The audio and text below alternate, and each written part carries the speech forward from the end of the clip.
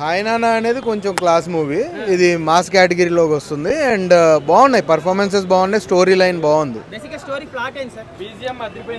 Same అతను కోపం వస్తూ ఉంటుంది, కొడతాకి సాటర్డే అని ఒక రోజు పెట్టుకుంటాడు అండ్ ఇంకా విలన్ కి ఒక స్టోరీ ఉంటుంది, ఇతనికి విలన్ కి ఎలా పడేది అనేది ఇప్పుడు సెకండ్ హాఫ్ లో ఉంటుంది. నాని ఎంట్రీకి బ్యాక్గ్రౌండ్ మ్యూజిక్ బాగుందండి, చాలా బాగుందండి. జేక్స్ బిజాయ్ది మ్యూజిక్ చాలా బాగుంది. చాలా రోజుల తర్వాత మరి నానికి బిగ్గెస్ట్ బ్లాక్ బస్టర్ అనుకోవచ్చా? ఫస్ట్ పడుద్దండి, సూపర్ హిట్, సూపర్ హిట్. అదే కోపం ఉంటుంది కదా, వీక్లీ వన్స్ అనేది పెట్టుకుంటారు అనమాట వాళ్ళ అమ్మ వల్ల. సో ఆ రోజు ఇంకా చూపిస్తాడు మొత్తం.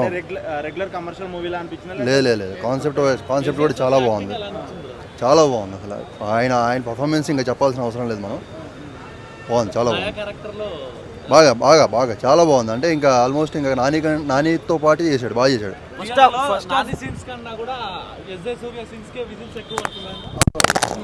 పడతాయి కదా, సీనియర్ యాక్టర్ కదా ఆయన, ఆల్మోస్ట్ చాలా బాగుంది, చాలా బాగా చేశాడు.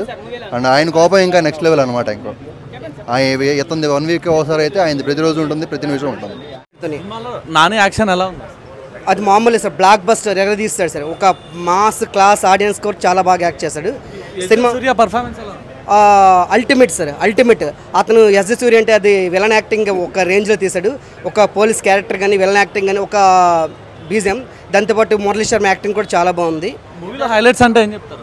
అంటే background music, fights sir, scenes ఒక రేంజ్లో ఉంది సార్. అసలు ఫైట్ సీన్స్ కానీ, సినిమా యాక్టింగ్ కానీ, తల్లి సెంటిమెంట్ కానీ. ఎవరు బెస్ట్ పర్ఫార్మర్?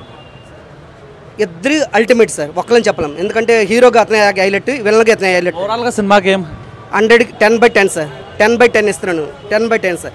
సెకండ్ హాఫ్ కోసం ఎదురు చూస్తున్నాను సార్.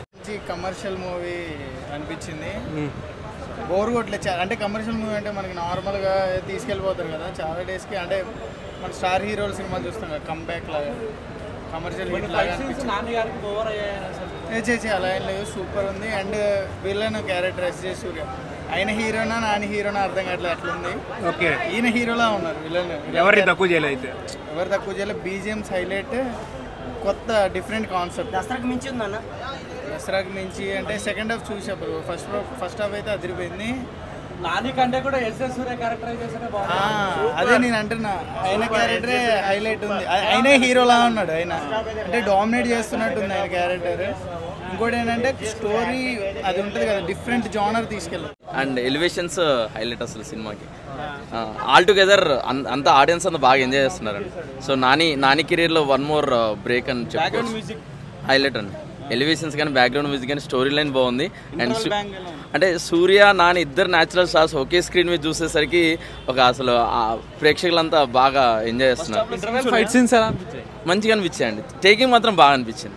సో అంటే మంచి డైరెక్టర్, మోర్ ఓవర్ మంచి, అంటే అందరు న్యాచురల్ స్టార్స్ ఒకే స్క్రీన్ మీద కనిపెట్టేసరికి మంచిగా ఎలా అనిపించింది?